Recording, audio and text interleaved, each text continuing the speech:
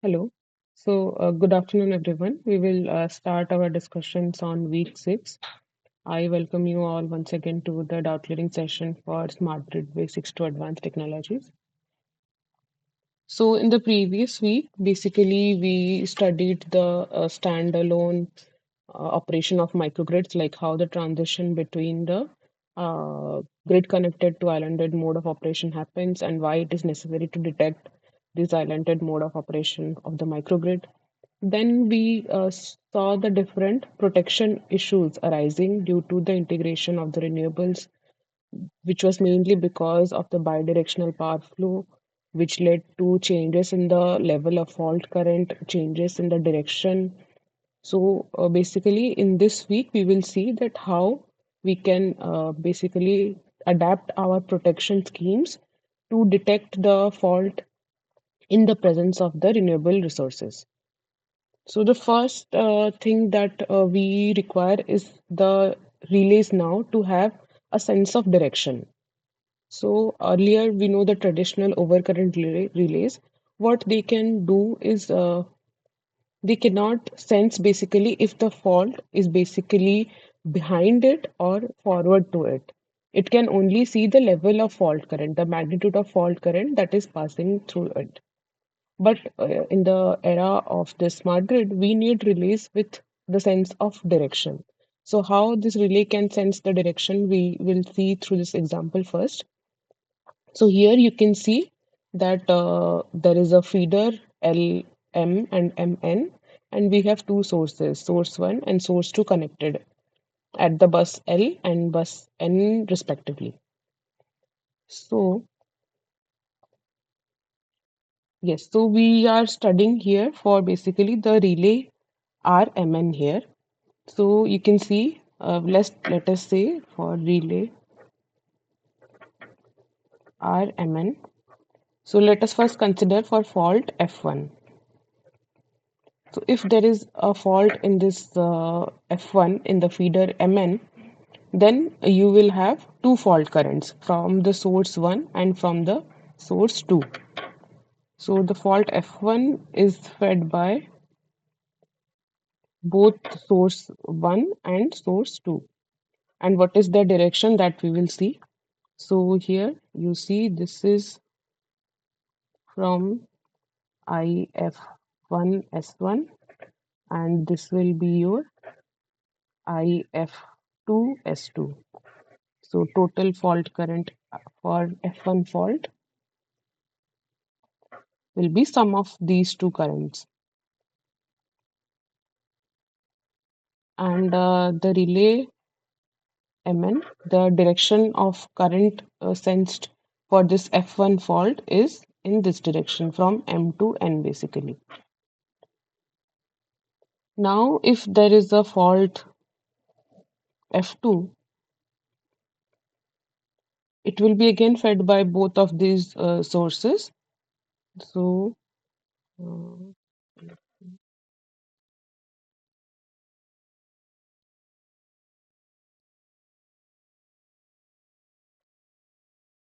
so if you have a fault F2,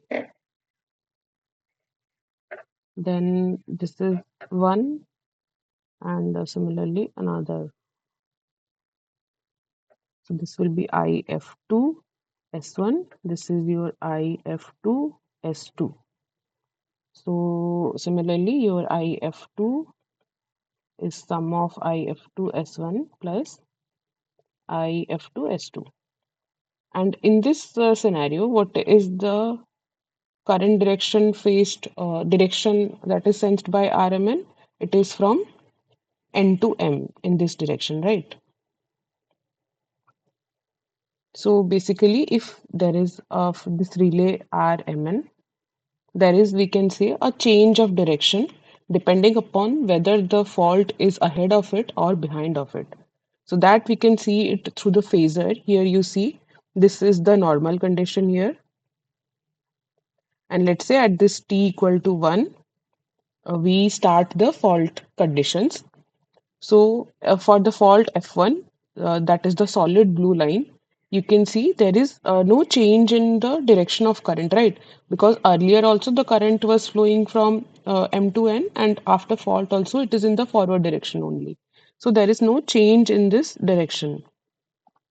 So this is for F1. But in case of F2 fault, the direction changes. That's why you see there is a phase shift here for F2 fault. So by this way, they basically the directional sense is basically installed or basically apprehended by this relay. And these type of relays are crucial for the adaptive protection in the presence of renewables.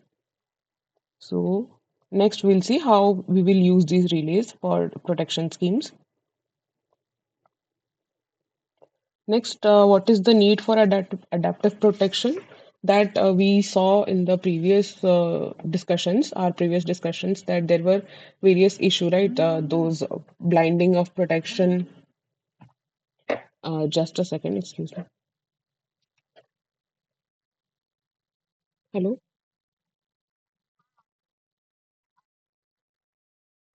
नहीं मैं बाद में करूँ TA कर रही हूँ मतलब कुछ हम्म Yes, so we saw various issues like the level of fault current, the blinding of protection, bidirectional. So all these we saw the issues earlier in the previous week. So for those cases, we need our protection schemes to change, and basically we are calling them to adapt. Call. So you see, due to the DR penetration, the fault is fed by multiple sources, while at the previous cases, what was happening that it was only being fed by the conventional sources in the grid that was in one direction. But now you have multiple sources, so there are multiple fault currents being fed. Then the fault current level that we also saw, because what may happen is by the addition of this inverter based DRs, they have the fault current is not like fault current level is lesser than the synchronous based DRs, and due to this less fault current, what may happen is that the relay may not sense it as a fault and it may not trip because the fault current levels are lower. Then also the operating modes, the islanded mode or the grid connected mode of operation will also need to be detected and included for this adaptive protection.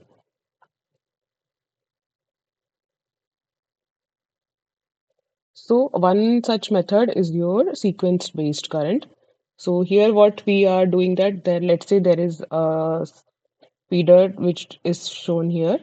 So you can see there you have a main grid which is in the upstream of the distribution system, and then you have two distributed generations, this DG2 and DG1 connected in the distribution system. So they will lead to bidirectional power flows here. And then we have three feeders here, basically feeder EG, feeder GH, and feeder GJ.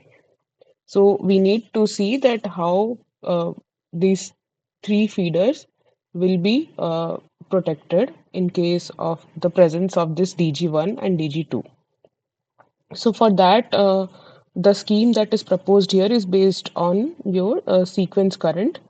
So you see for the primary relay, so as you know, we have always a primary relay and a backup relay in the system, which means that let's say if a fault occurs in a certain feeder, then the relay which should operate first, that is called the primary relay. So the by operation of the primary relay is delayed, or let's say if there is a malfunctioning in the operation of the primary relay, then after certain interval that we is known as the coordination time interval, the backup relay operates. So that we will see in detail. So basically, I wanted to say that there are two relays for a fault. For a fault, we have two type of relays: the primary relay, and if it does not operate, then we will have the backup relay to operate. So for the primary relay, we have this function formula here, and for the backup relay, we use this formula. So the main difference here is only that for the primary relay, we are using the positive sequence current. You can see here I1 is used, but for backup relay, we are using the negative sequence component of the current. And then these two values are used to basically calculate the time delay settings of the relay. So basically, then we will see the primary and the backup relay thing. So a relay has basically uh, two settings, that is your plug setting and time delay setting, and then directional sense. So the plug setting is for the level of fault current, and the time setting is for the time of operation of the relay. So let us understand this primary and backup relay using certain example. So let us say there is a fault F2 here. So for the F2 fault at F2, can anyone say how many fault currents we will have? How many components basically?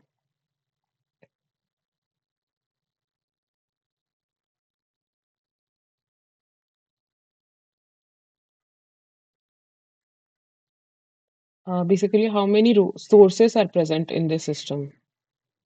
Because all the sources will try to feed the fault. So what are the sources in this system?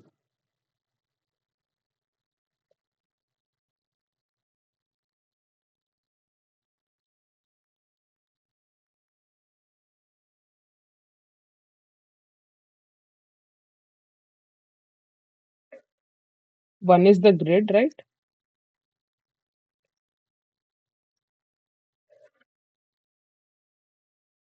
Grid is the first source. What other sources are present in the system? Can anyone help me, please?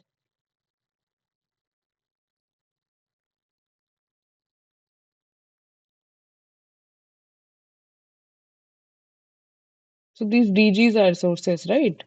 DG1 and DG2. So you have three sources in the system. That means all these sources will feed fault current. So over the first source, this grid will feed the fault through to this path. Then DG2 will follow this path, and then DG1 will follow through this path. Now this R1, R2, R3, R4, R5, R6, we have here six directional relays, and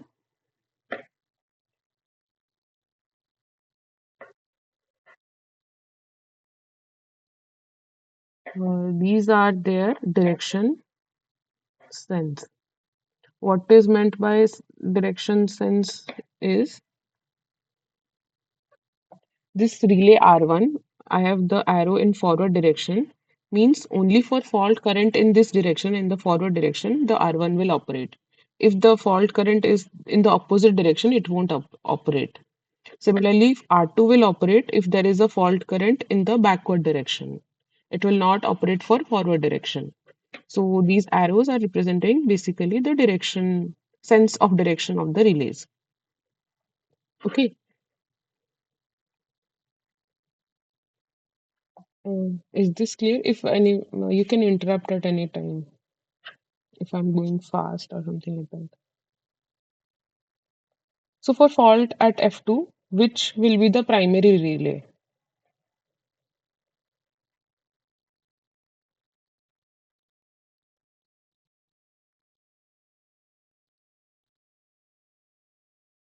The primary relay should only isolate the faulty feeder. It should not disturb the healthy feeders, right? So which relay should operate?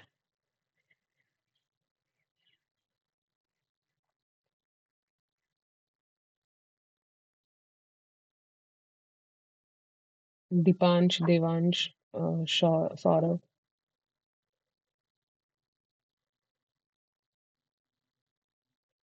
Dipansh is saying R1. So you need to think in this way that the primary relay is that one.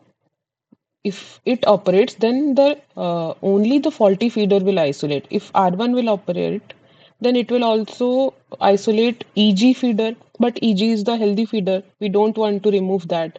We only want to remove the faulty feeder GH. So to remove the feeder GH only, which relay should operate?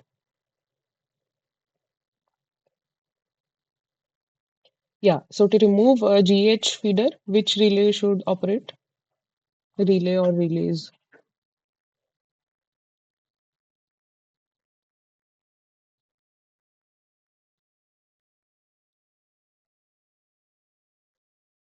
What are the relays that are installed on the feeder GH that should operate, right? That means R3 and R4.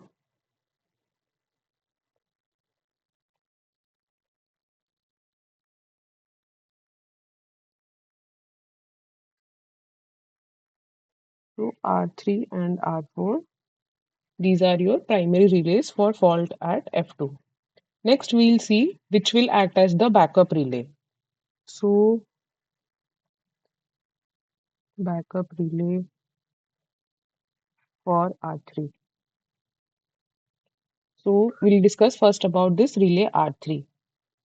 So let's say due to any unfavorable circumstances, a relay maloperation can also take place and R3 relay fails to operate.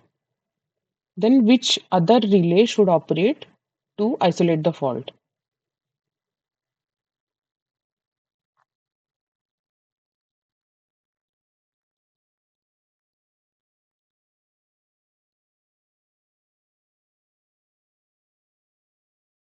So you have options as R1, R2, R5, R6. So from the remaining four relays, you have to choose which are your backup relays for R3.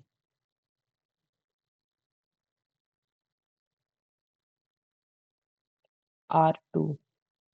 Okay. So here what you need to keep in mind also is the direction. So if you see the fault current is in this path, this way, right? Mm, if I say this is the direction of I fault, and the small arrows are the direction in which the relay can sense the fault current and operate. So this is opposite, right? R2 can sense the direction in the backward direction, but the fault current is flowing in this direction. So which relay among R1 and R2 can operate? Which relay has the same direction sense as the fault current right now? Among R1, R2? R1, yes. So R2 cannot because it has the opposite direction sense. So R1 can act as a backup relay to R3. Similarly, from R5 and R6, which relay is having the same direction sense as the fault current? R5. So for this, the path of current is this way, right? You need to see that the from source to the fault, that is the path of the fault current. So here the fault current path is this way, I fault. So which relay can figure that out for this feeder R5, R6?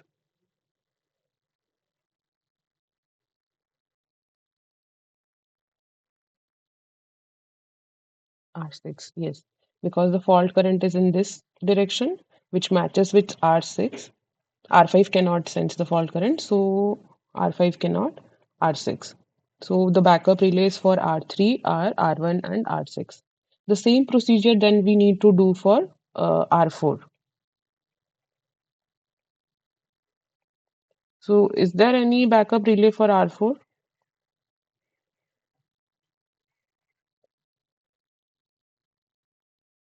You see, for R3, you had relays that are connected before it. But for R4, you don't have any relays that are connected before it, right, in this direction. It is the first relay in that direction. So that means you have no backup for R4. Is this clear to you? For R3, what happened? You had all these relays behind it, which could act as a backup to it. But for R4, it is the first relay before the fault. You don't have anything else connected in this part.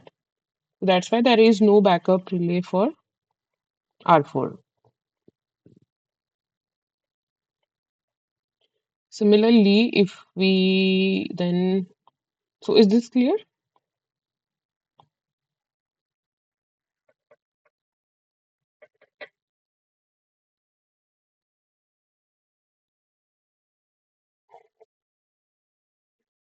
Now the same exercise if we do for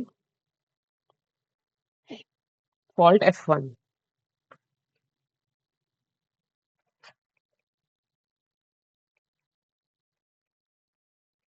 This is the F1 fault. So which are the primary relay?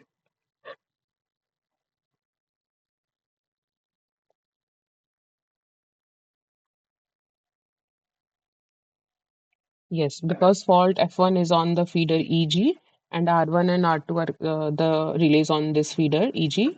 So the primary relays are R1 and R2. Similarly, next what we have to check is the backup relay. Backup relay for R1.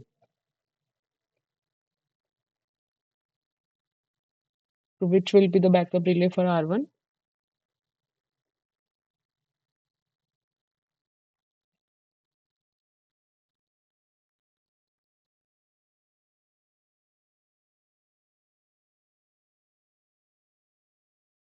Yeah, that is correct because this is again the first relay from this side. You don't have anything behind it.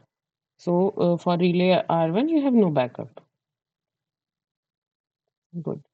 Next, we'll see the backup relays for R2. So we have R3, R4, R5, and R6 left with us. So again, what we need to see is the fault current direction and the direction sense of the other relays. So for this fault F1, so the grid is feeding the current in this direction. The DG2 is feeding the fault in this direction, and DG1 is feeding the fault in this direction. And the directional sense are this for the relays.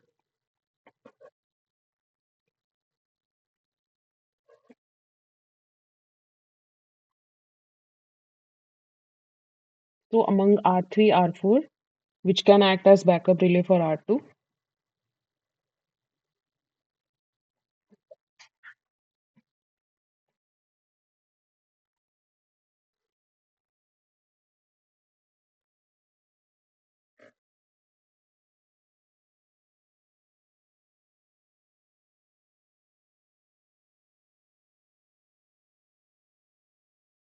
R6 and R4. Yes. So among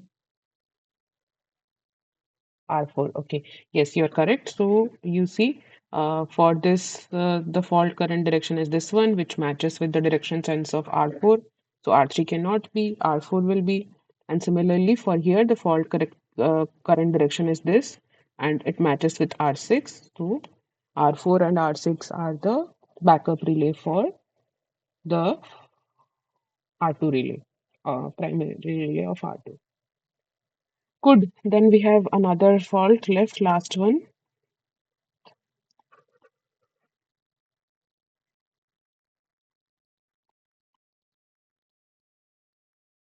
For the fault on feeder GJ. So F3 is here. You have a fault here. So let me write here fault at F3. So primary relay will be, that is straightforward, right?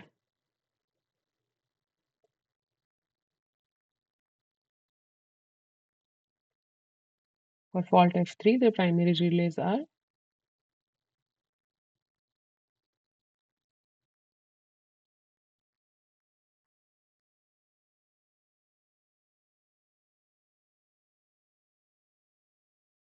R5, R6. Dipansh says R5, R6.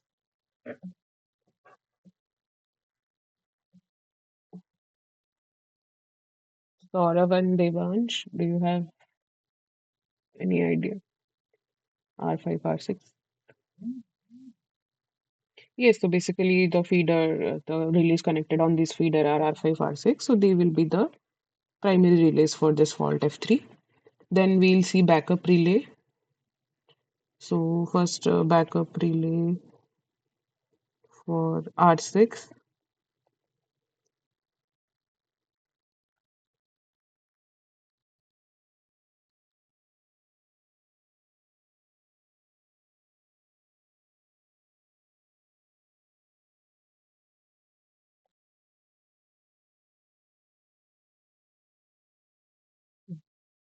Mhm. So since yes, both of you are correct, there is no backup basically for R6. For R5, you have R1, R2, R3, R4. So among R1, R2, which will be the backup?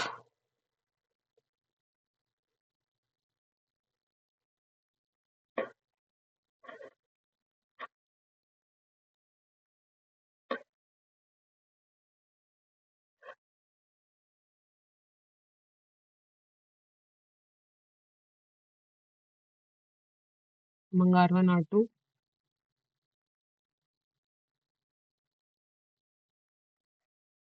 both of you say R1. R1 is correct. The fault current is basically in this direction only. So R1 will sense it. R2 is not. And among R3, R4, the fault current will be in this path, right? So it will be sensed by R4.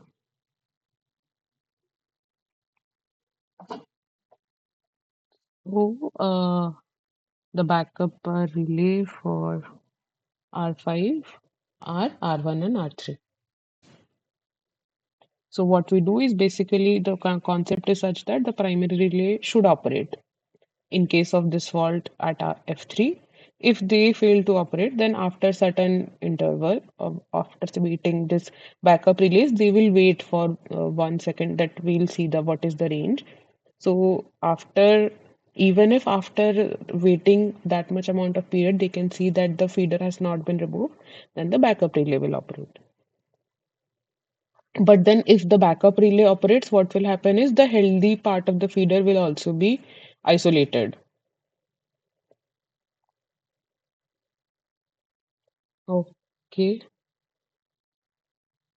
The next thing is fault direction estimation using the superimposed current.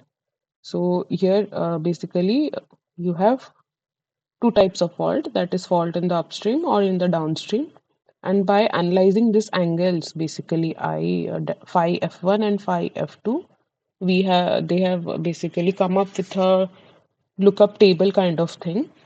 So you need to just identify whether this phi F1 is negative or positive. So can you tell me phi F1, this angle will be positive or negative?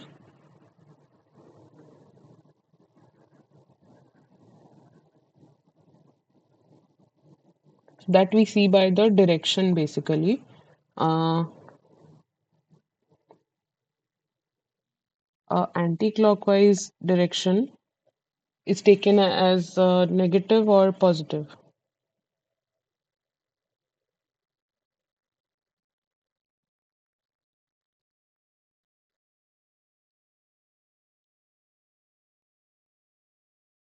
So we consider anti-clockwise as positive direction. Uh, that is the convention, and clockwise is negative. So here phi F1 is anti-clockwise or clockwise? This one, phi F1, this is anti-clockwise or clockwise? It is clockwise. So that means this direction is negative, and phi F2 is opposite, it is an anti-clockwise, so that is your positive. So you just need to identify this phi F1 and phi F2. So for upstream, you see it is negative, phi F1 is negative, and phi F2 is positive. So then, depending upon the type of fault, whether it is upstream fault or a downstream fault, and whether these angles are negative or positive, you basically make the decision, basically, which is going to operate. So it is like a lookup table that you have. Then next you have a superimposed adaptive sequence current based scheme. So here basically you calculate this delta IF that you basically add or subtract. So you see the delta IF formula is given. If you have a inverter based DR with you, then what will happen is this thing will be added to the fault current basically. So you will be having something like 1 plus this delta IF. So that means that will be your greater than 1. But for synchronous based DRs, you will have as 1 minus delta IF, and delta IF will always be positive. So that will give you a quantity which is less than 1. And then you can basically calculate the total fault current here.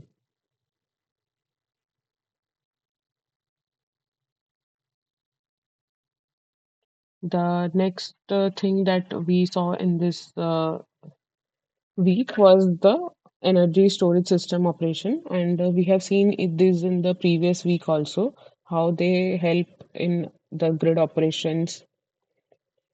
So they increase the grid stability and reliability by managing the uncertain nature of the renewable energy resources, and we had seen that it also helps in flattening the load curve, basically the ramp up and ramp down thing that we saw, and they assist in the integration of renewable energy by managing their intermittencies. Then this peak load management and time shifting, this all we had seen, right?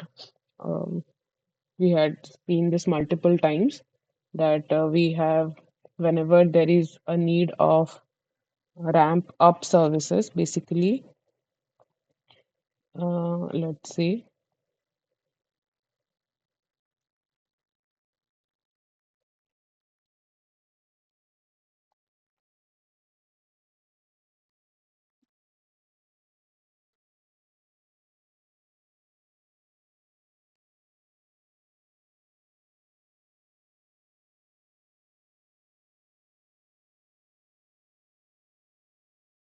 So let's say this is your demand PD, and suddenly there is a drop in load demand with time.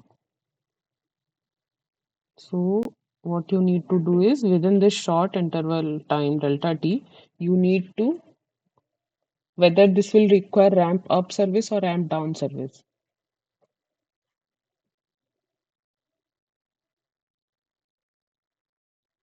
Anyone? Basically, your demand is decreasing. So you know that to maintain the frequency, the generation should match the demand. So if the load is increasing, demand is sorry decreasing here abruptly, then you require ramp up or down service. Ramp up and ramp down is nothing but the increase or decrease in the output of the source, of any source, of whether thermal generator, hydro generator, renewable generator, or energy storage also. If there is a generation increase, that is ramp up, generation increase or load decrease, that is called as ramp up, and generation decrease or load increase, that is your ramp down.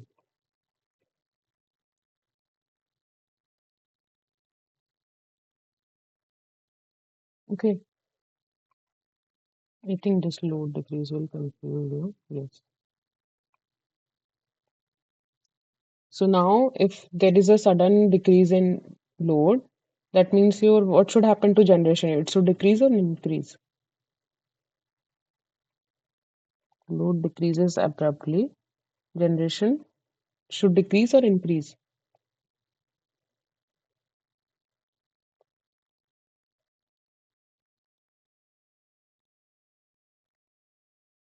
The generation should also decrease, right, to match the load. So that and decreasing generation is requiring ramp down service. So this ramp down service, it cannot be done by your traditional thermal generators. Like they cannot ramp down abruptly. Like they need hours to ramp, basically decrease their generation because they have huge boilers associated with them. So in this case, the storage can help because they can ramp down or we can basically change their output in a very short duration. So what should happen to the storage? So energy storage should charge or discharge in this duration.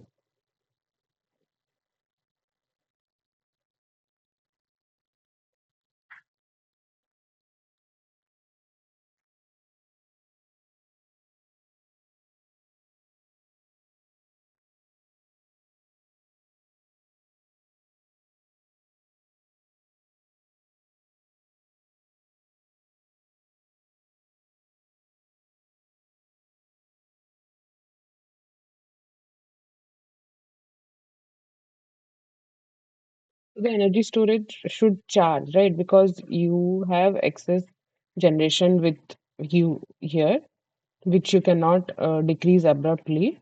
So what you can do, you can use that one to charge your storage.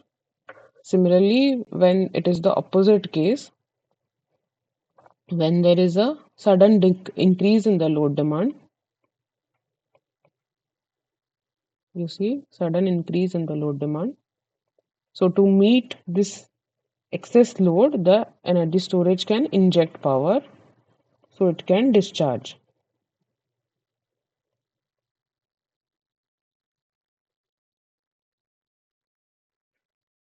So I hope this was clear.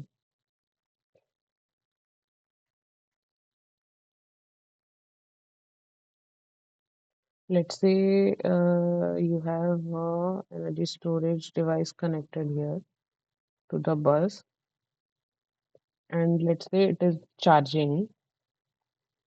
Then what is the direction of power?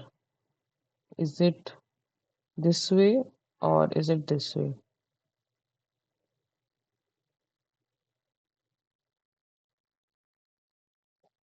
And this is the bus to which it is connected. So if it is charging,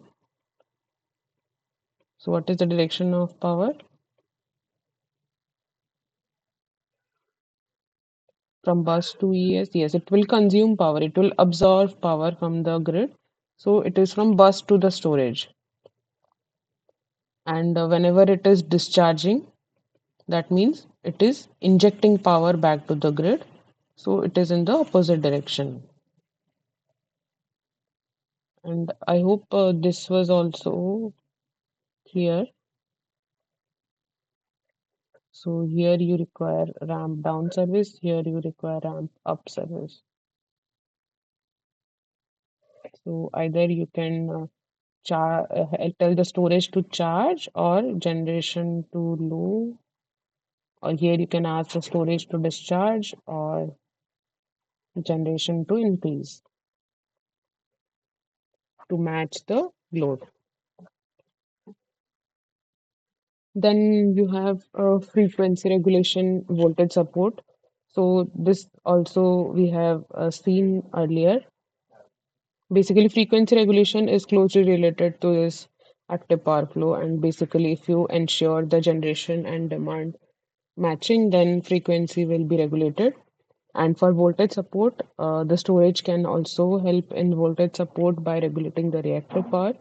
That also we had seen the four quadrant operation in the previous classes. Then grid resilience and black start. So in case of a blackout, they can also help in the black start of the grid. Then time shifting, that also we have seen, right? During the hours, like peak hours, the storage can discharge to meet the increase in load, and during the off-peak hours of the load, it can charge. Then deferral of grid infrastructure.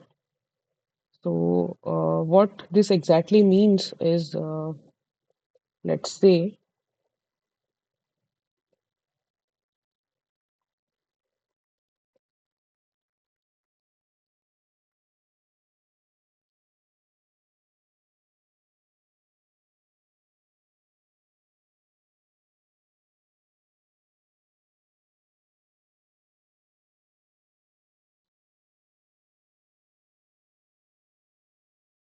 you have a very small two bus system with a generator, and you have a load here, and you have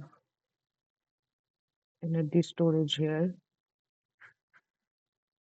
Yes, sir. And you have also a storage connected here.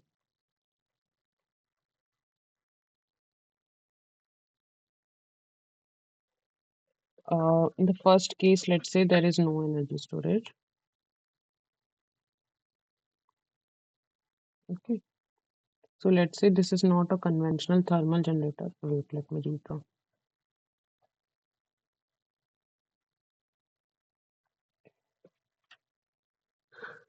So,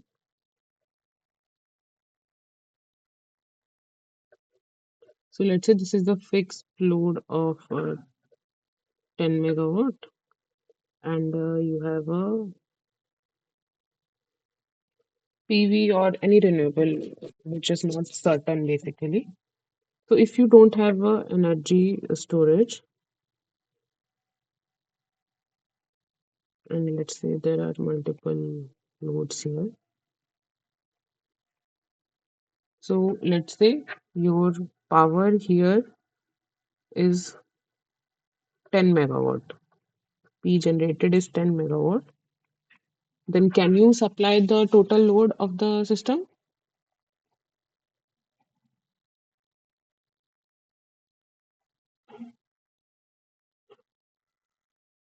Or you have to go for load curtailment? You have to go for load curtailment, right? Because of 2 megawatt. So load curtailment will be there because there is no enough generation available. Load curtailment of 2 megawatt. And if your P generation is 15 megawatt, then your total load can be met, but it will not match with the generation. For that, you need to curtail the generation or the RE by 3 megawatt. The difference, right? PG is 15 megawatt, PD is 12 megawatt. So generation has to be curtailed by 3 megawatt. So this curtailment of load or the RE generation, that means curtailment of anything is not good, right? It is signifying that you are basically not utilizing your resources to the full capacity.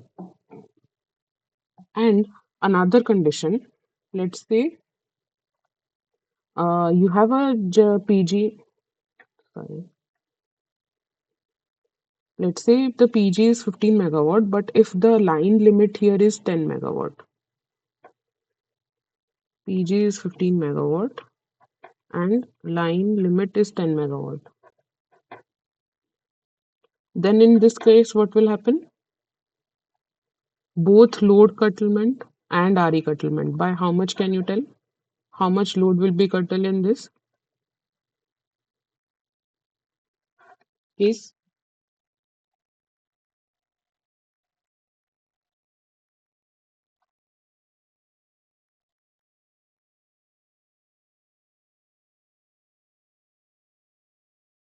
Anyone? So line limit is 10 megawatt and the generation is 15 megawatt. That means only 10 megawatt of power can be sent here to the load. That means your load curtailment will be of 2 megawatt. And similarly, if only 10 megawatt of power is sent to the load side and your generation is 15 megawatt, that means 5 megawatt of renewable energy curtailment you have to do.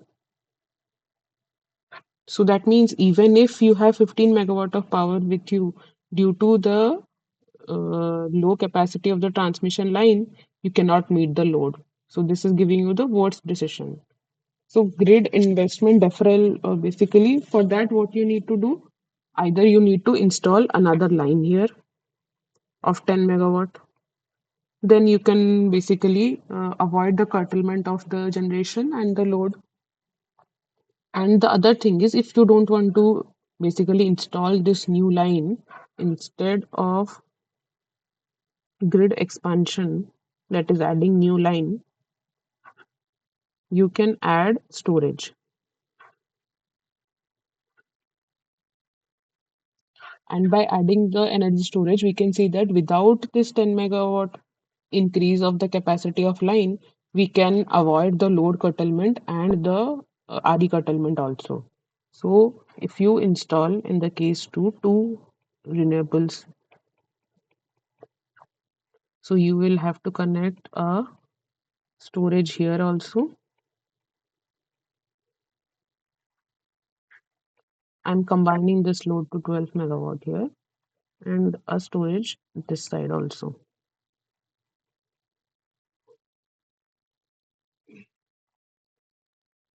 Or let's say only one is also enough.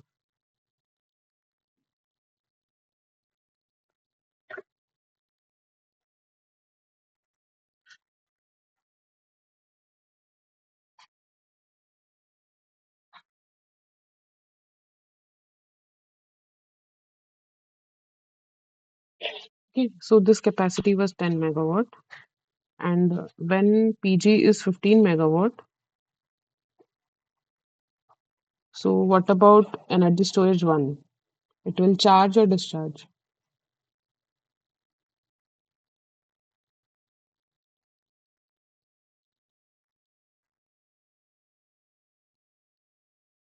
Your PG is 15 megawatt here, line limit is 10 megawatt. So what will happen to this storage?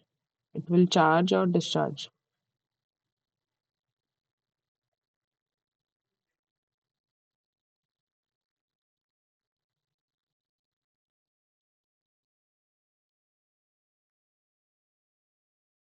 It can charge with the excess, no? So instead of curtailment, earlier we used to curtail 5 megawatt of power. So ESS1 can charge by 5 megawatt, and the rest 10 megawatt is given to the load. And similarly, this ESS2 will charge or discharge.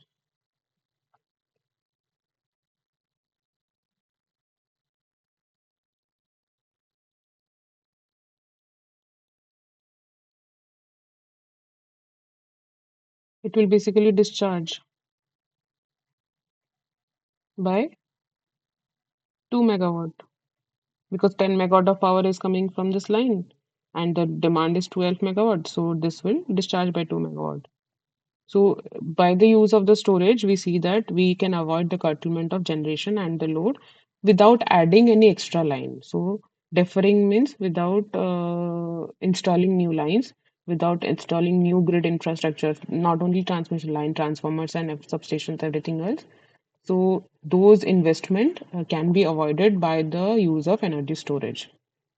Then lastly, we have electrification of transportation.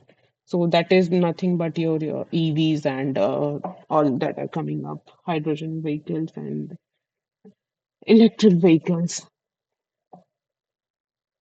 So the major technology involved there is batteries. So as the battery technology will advance, will mature, the electrification of the transportation sector will also drive it.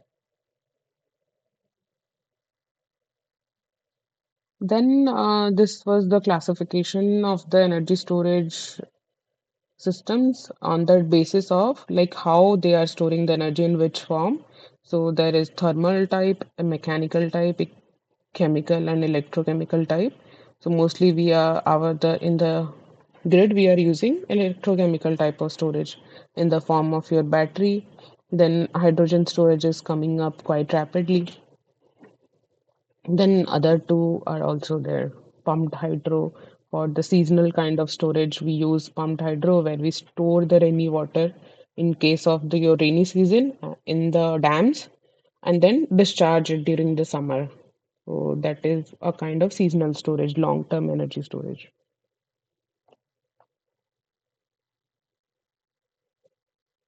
Then before installing a battery energy storage system, you need to look out for different factors. So, what are those deciding features? Let's say you want to install a battery at your home. What all things that you need to keep in mind? So, firstly, is the capacity that you want, the megawatt hour rating or the kilowatt hour rating for your use case. So, it will depend upon your use case for what you need to use. Then once you figure out that what is the capacity of your battery storage system, you need the power rating that will be in kilowatt or megawatt. So that will also depend upon the type of application that you are using it for basically. Then all this is done, then you have to basically know the battery chemistry. So there are different type of battery chemistry available, such as your lithium ion, lead acid, flow batteries. Lithium ion is the most efficient one that has been efficient and matured technology that is available in the market these days. Because this chemistry will dictate the life cycle of the battery, the density of the battery, basically the energy density or the size of the battery, and these all will dictate depending upon your use case. So let's say if you have a volatile factory with you, then this battery chemistry can react with the with the factory, right? And there may be some flammable substance there. So for that, you need to keep in mind the chemistry of the battery that you're installing. Then life cycle, again, the life cycle is anywhere between 15 years max, 10 to 15 to 20 years. So it will require maintenance and everything. So that calculation also you need to do. Then you can also look for the efficiency of the battery, like that we had also seen in the previous this life cycle calendar aging and another was cycle aging, right?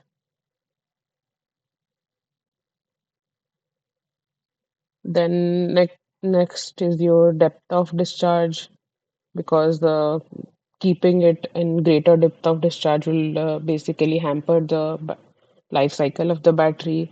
Then a response time, basically how fast you can charge or discharge the battery. Like for that means in how much time, how quick it is. So that is nothing but your power density basically. Then scalability.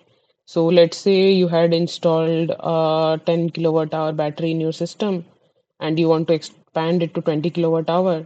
So that you can do by adding extra modules to it, and so you can keep that in mind for future also. So that you can have enough space for that. Then safety, that as I said, these reactions can take place. So and also even if there is no reaction taking place, the battery are sensitive to temperature, so they are usually kept in cool environment with ACs most probably if it is a very big battery. Otherwise they are volatile in nature. Then environmental conditions, you should not expose the battery to extreme temperatures or moisture. So these are all things you need to decide before installing a battery.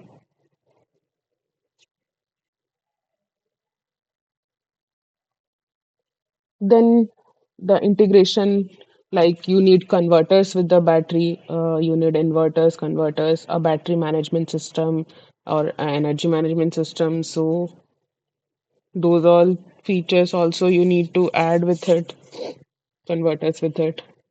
Then regulatory compliance, so you should meet the standards of the manufacturer, and cost basically that you should analyze the total installation cost, maintenance cost, and other operational costs that you will incur by installing the battery, so that you can basically derive profit from it. It should not be that the installation cost and operation cost are so high that the benefit that you are deriving by installing it is less than the cost incurred. Then it will not be a favorable scenario, right? Then life cycle analysis that we saw in the aging of the battery, basically. Grid services. So you can provide those services that were discussed, right? Frequency support, demand response, or grid support, and then you can be rewarded by the grid. uh, and it can yield profit for you.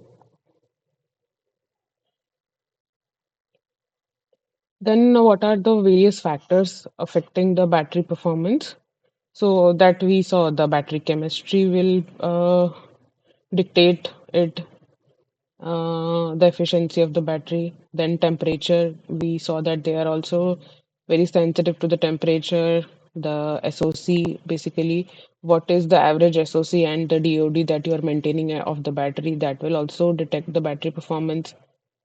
And how frequently also you are charging, discharging, that will also detect the battery performance.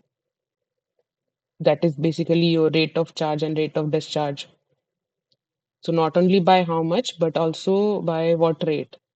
Overcharging and discharging will again damage the battery. And age, obviously, since these are chemical reactions, so every time you charge or discharge them, there will be a irreversible reaction taking place, and during with time, these it will add up, and hence the battery's life cycle will come to an end after 10 to 15 years mostly.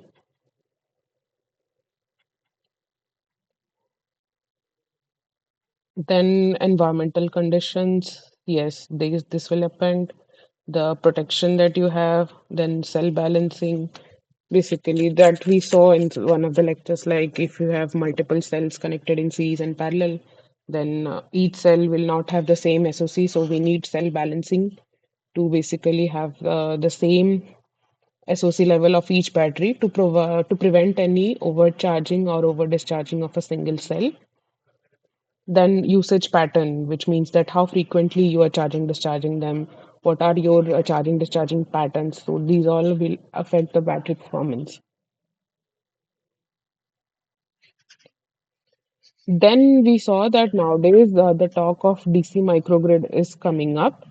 So right now we all are connected to a AC grid, right? But looking into certain advantages, the concept of DC microgrid is also coming up. So basically, the DC microgrids are more efficient because we do not have the conversion losses in this DC system. So the AC-DC conversion losses is avoided in this system, and hence they can be a efficient way to deliver power to the DC loads. Then obviously they don't require any converters and as such to be integrated with the DC loads, and hence with those converters can be eliminated for greater efficiency. Then energy storage compatibility. So right now we are requiring converters to basically integrate the energy storage with the AC grid, but with the DC, again, these can be seamlessly integrated and hence minimize the losses in the converters also, or basically eliminate the converter losses only. Then renewable integration. So you see most of the renewable energy, they are producing DC power. So to integrate to our AC grid, again, we are using DC to AC converters. So if you have a DC grid completely, the DC AC converters between the power source and the grid, that also can be eliminated.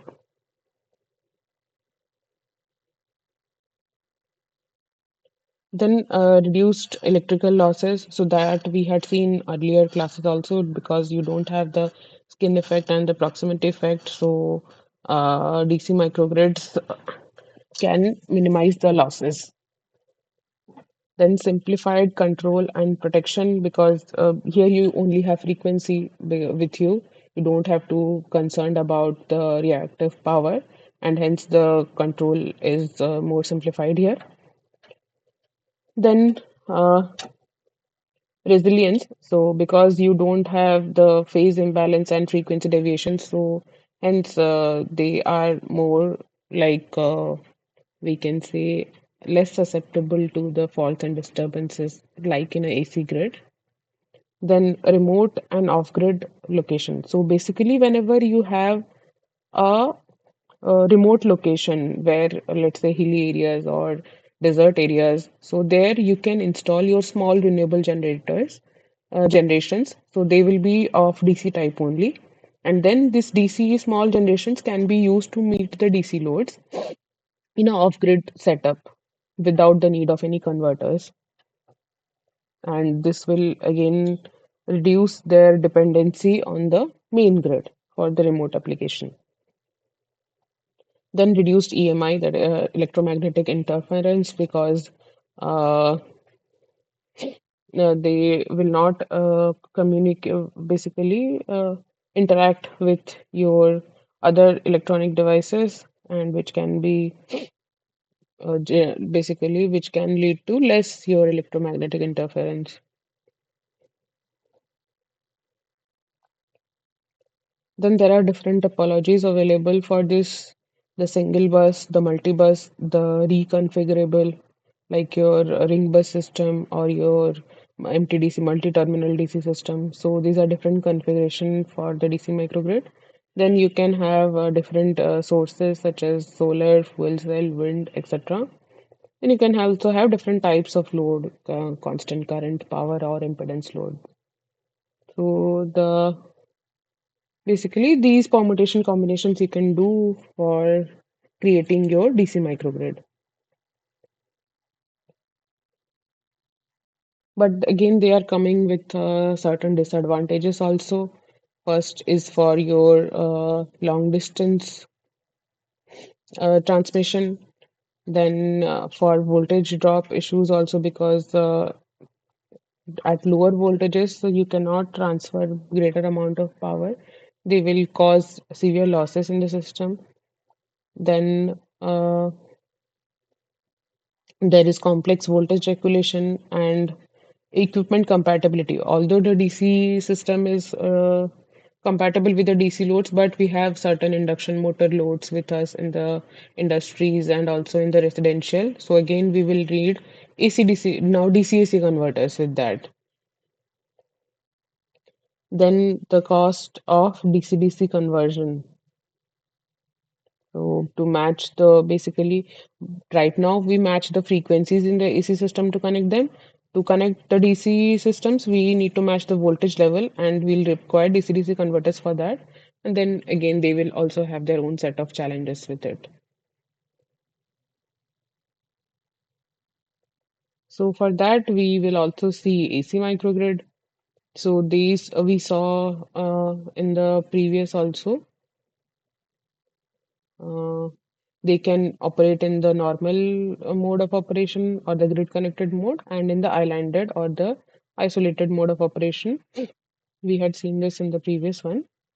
So there in the grid connected mode, either we have grid feeding mode or grid supporting mode. And in the islanding mode, they can be in the grid forming, grid feeding, and grid supporting mode.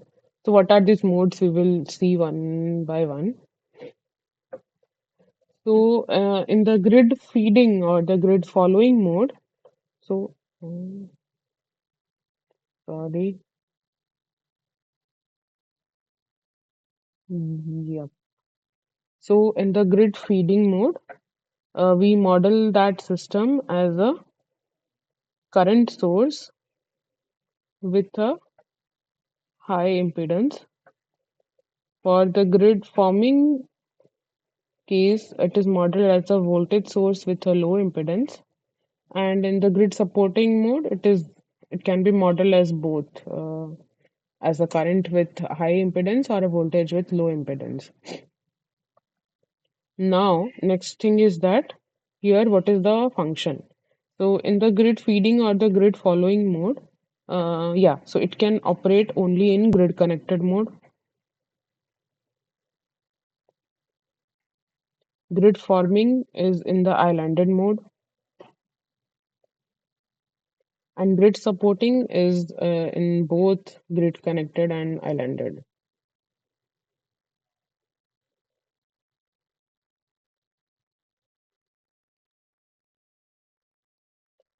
Next, what is the purpose in the grid following mode? So its main motive is to control the voltage and frequency of the microgrid by varying the active and reactive power respectively. In the grid forming mode, basically here you don't have the grid. So it basically gives or sets the reference voltage and frequency for other inverters in the grid feeding mode for their operation. And the grid supporting mode here, you can support or control the grid side features or quantities such as your grid voltage and frequency by changing your or by controlling your P and Q.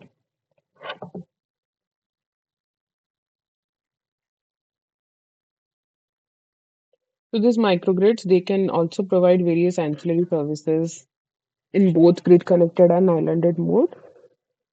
So in the grid connected mode, they can provide frequency support, voltage support, congestion support. They can help in reducing the grid losses and also improving the power quality. In the isolated mode, they can help for the grid forming operation and also for the black start support. So we move on to the Q&A session. So how are the IDMT relays, time of operation and TMS, time multiplier setting related?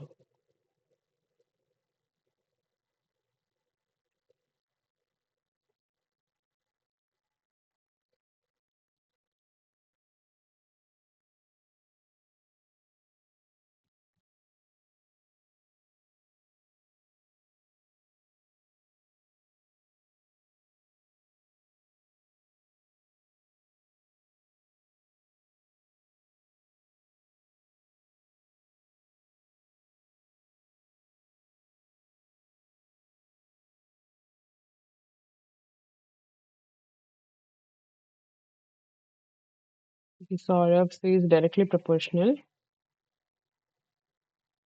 So you see here is the expression. From here you can maybe infer the operating time and the TMS, how they are related.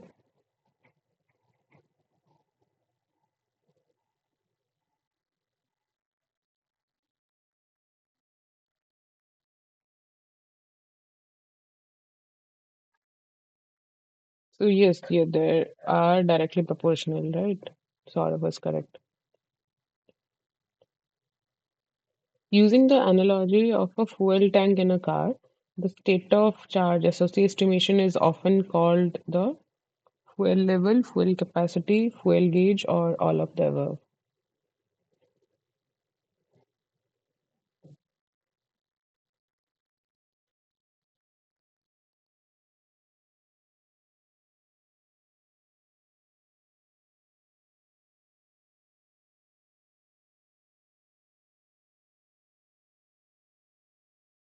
All of the above.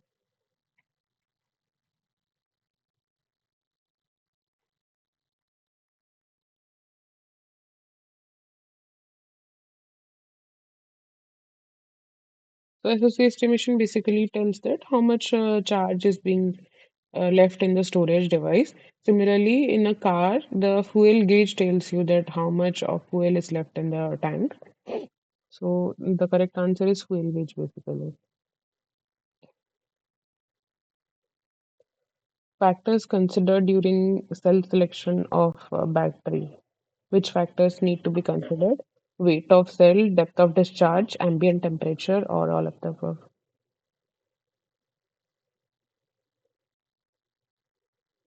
Adipansh says depth of discharge. What about Saurav?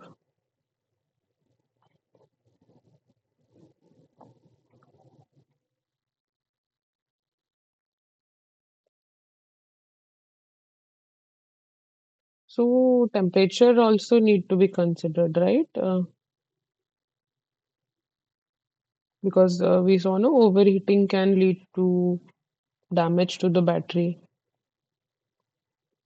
Similarly, weight of cell also is important. Can you Can you infer in which case the weight of the battery will be important, in which application?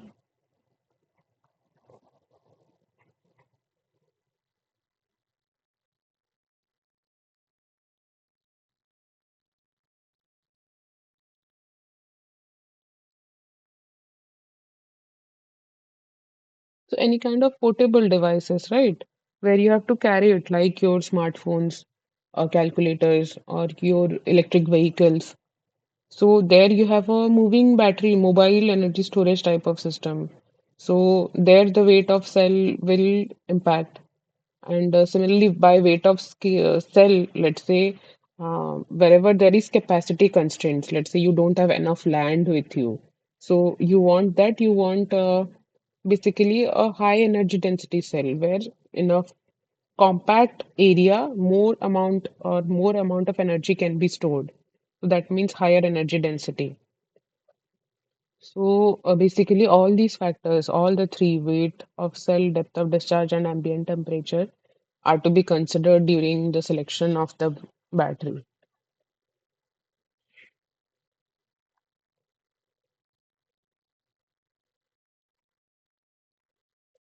The operating quantity in superimposed positive sequence method of fault direction detection is whether it is pre-fault voltage, pre-fault current, superimposed fault current, or superimposed fault voltage.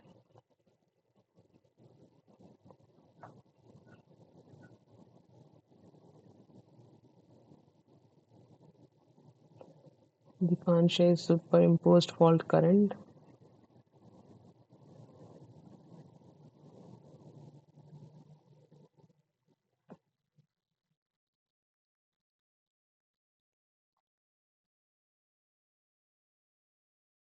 Yes, it was superimposed fault current based method. The next question is you have a boost converter with output and input voltages as 40 and 10 volt respectively.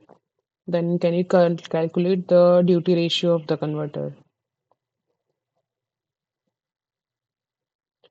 You are aware of duty ratio, right? That we say that the ratio of on time to total on plus off time in one cycle. The RF says 0.25. So for boost converter, that means your output voltage is greater than your input voltage in the boost converter. So the formula is V output by V input is 1 by 1 minus D, where D is your duty ratio. So from here, 40 by 10, so which means 4.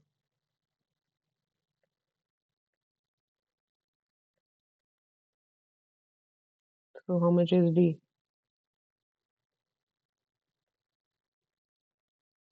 0.75, right?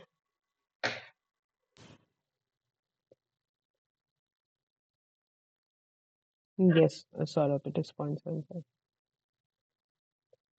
The next is for a buck boost converter, same output and input voltages. So can you calculate the buck boost converter duty ratio?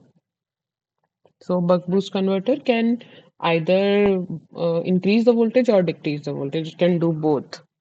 So in this case, it is increasing the voltage.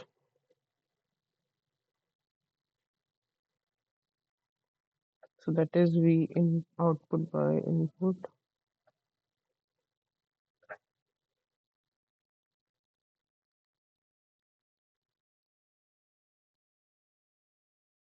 So what is the duty ratio?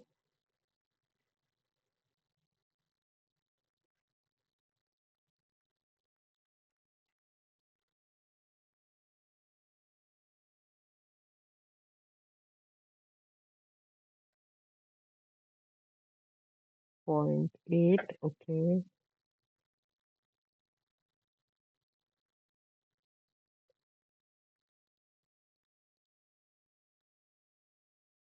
Yeah, 4 by 5.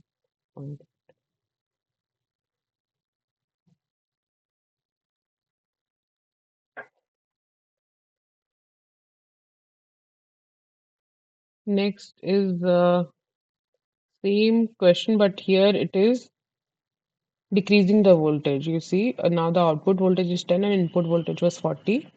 So in this case, what is the buck boost converter's duty ratio?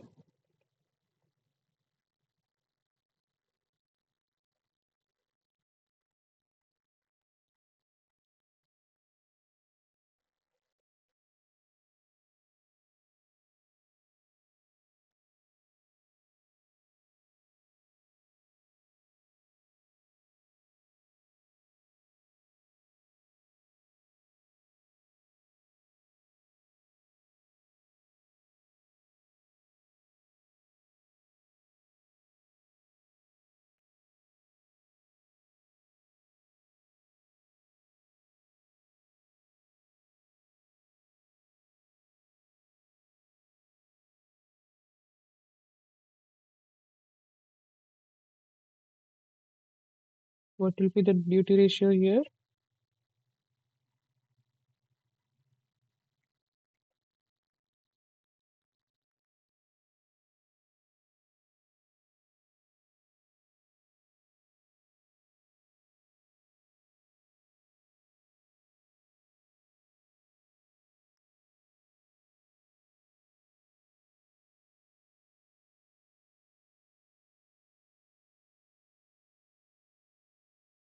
It will be zero point 0.2, right?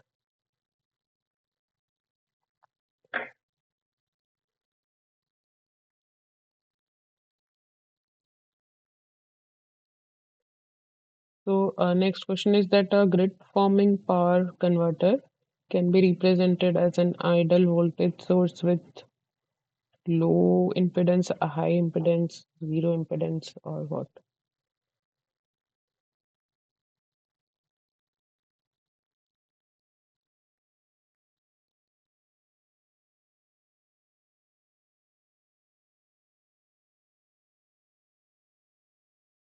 Yes, both of you are correct. It is low output impedance.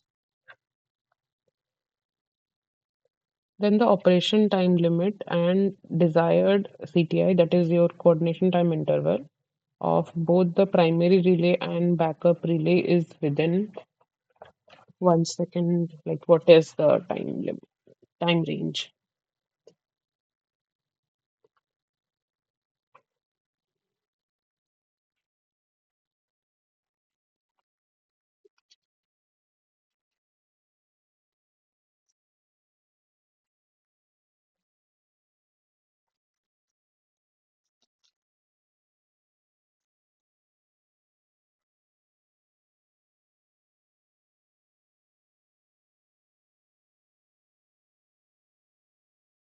So, okay, someone says zero point 0.3 and 1 second. Okay. Between your operating time and your coordination time interval, which one should be greater?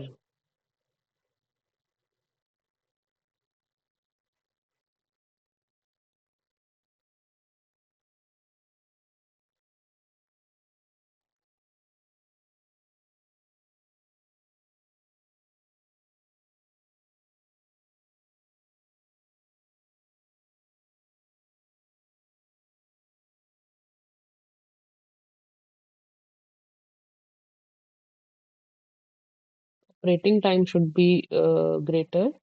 So among all this, you see only first option is such that T operating is greater than CTI. So it is 1 second and zero point 0.3 second.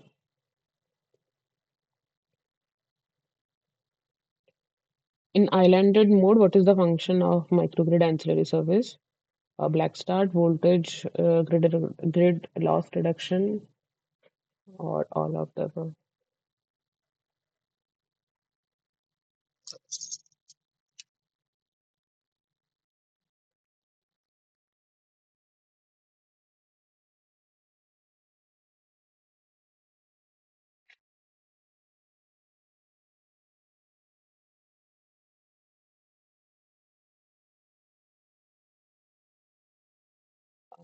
Or in keep in mind that it is in islanded mode.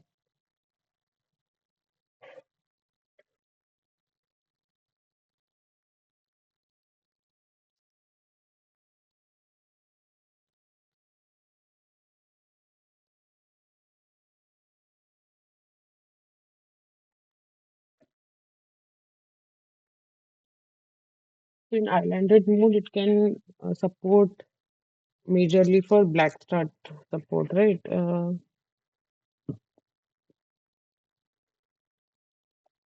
You see here in islanded mode, either for black start or for grid operation, that is the grid forming mode. So it is black start. Now the IDMT characteristics of a relay are which of the following?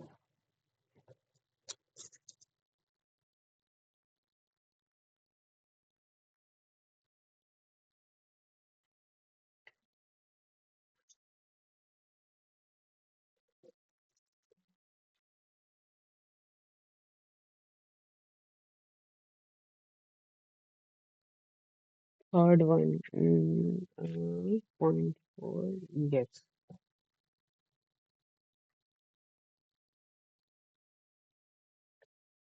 Next question is the lower and upper limits for time delay settings are set to how much? What is the range between which the time delay settings are set?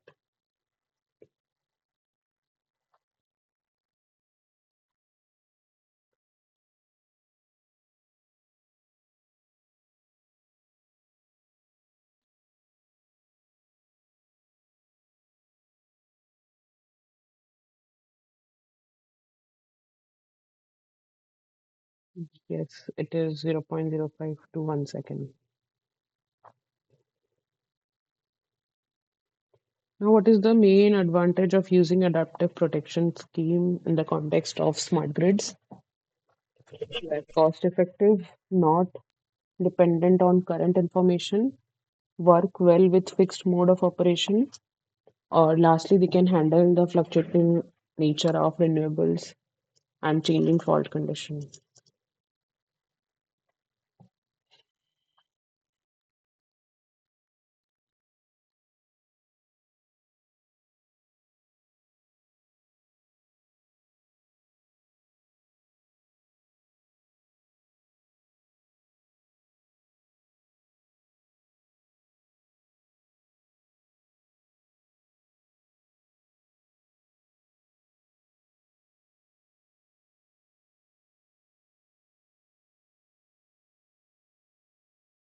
Yes, basically, adaptive protection was for in the case of renewables because how to handle their nature and the changing fault conditions due to their addition, that the bidirectional thing. Now, what decision should not be plus one for the given information here? You remember the table that was given, right? Lookup table.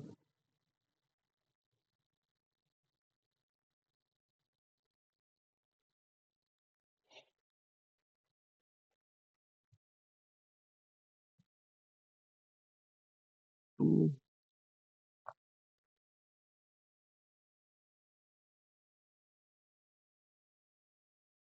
It is should not be plus one.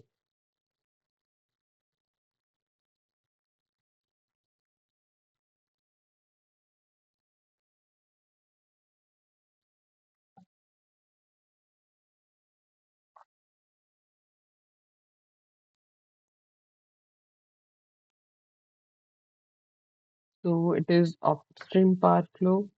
Yes, for forward fault and both the phi's are negative.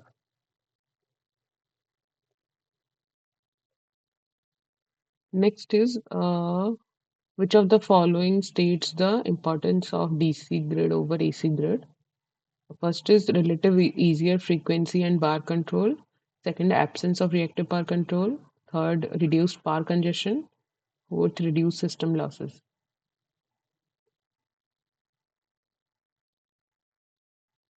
Okay, there are multiple answers. Okay, oh, yes. So the first says relative easier frequency and var control. That is not true because you don't have these quantities in the DC grid. Absence of reactive control is true. Reduced power congestion is true due to absence of your skin and proximity effect, and reduce that is due to reduce and absence of Q basically is reduced power congestion because you have only active power flowing now, and reduced system losses is due to your skin and proximity effect. So 2, 3, and 4 are correct. Now it is asking that variable speed driver loads are which type of loads?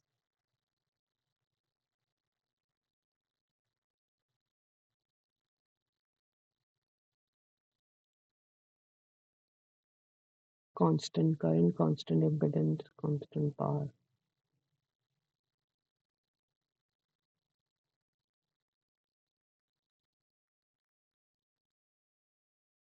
Yeah, they are constant power loads. Now, the energy storage level of a supercapacitor is represented by its charging current, voltamps, redox flow, or terminal voltage.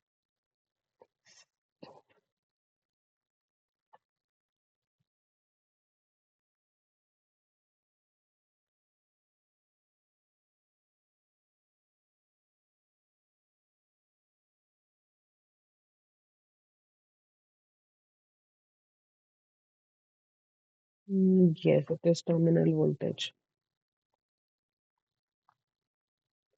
What are the key deciding features of a battery storage system? Charging, discharging time, minimum number of storage cycle, minimum storage period, all of the above.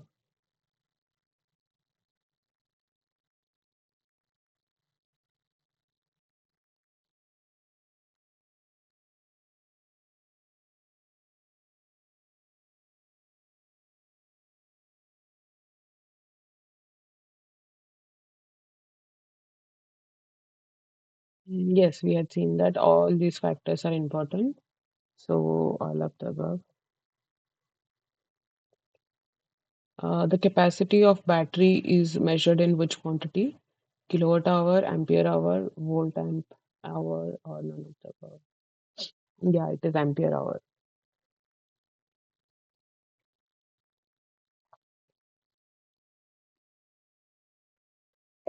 Next is the anode catalyst is usually made of which type of material? Fine silver, platinum, gold.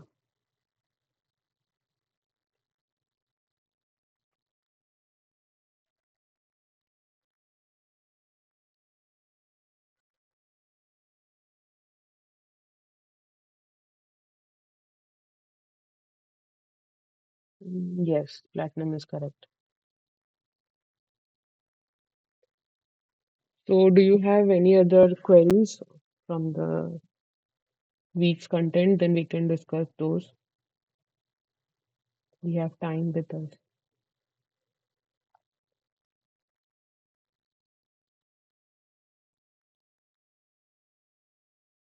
Any concept?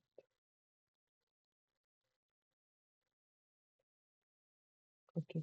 Are you registering for the exam?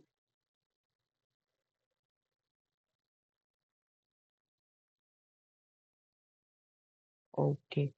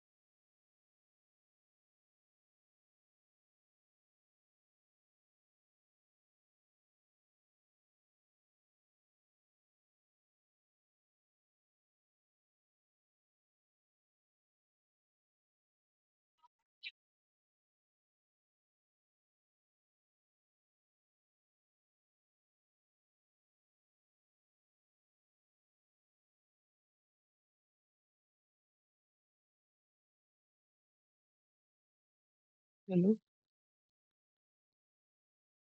Hello Guddi ଯାଇଥିଲା କି ଏ ଯୋଉ ମୋର ଆଣିବାକୁ ହଉ ମୁଁ କରୁଛି 10 minute